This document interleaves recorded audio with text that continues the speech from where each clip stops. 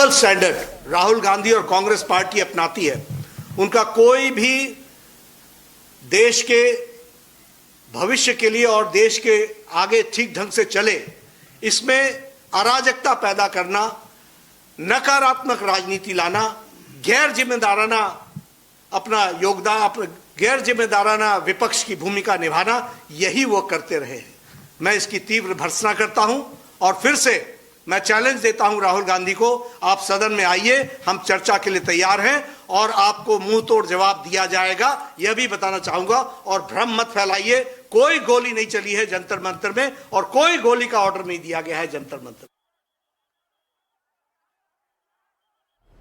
तो जेपी नड्डा को आप सुन रहे थे, वो सीधा राहुल गांधी पर सवाल यहां पर उठा रहे हैं। जिस तरीके का डबल स्टैंडर्ड राहुल गांधी और कांग्रेस पार्टी अपनाती है, उनका कोई भी देश के भविष्य के लिए और देश के आगे ठीक ढंग से चले, इसमें अराजकता पैदा करना, नकारात्मक राजनीति लाना, गैर जिम्मेदाराना अपना योगदान, गैर जिम्मेदाराना विपक्ष की भूमिका निभाना, यही वो करते रहे हैं।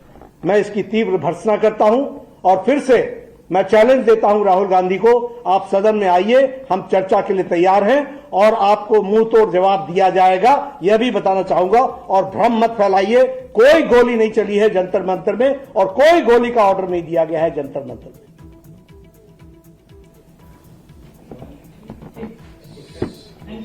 Thank you.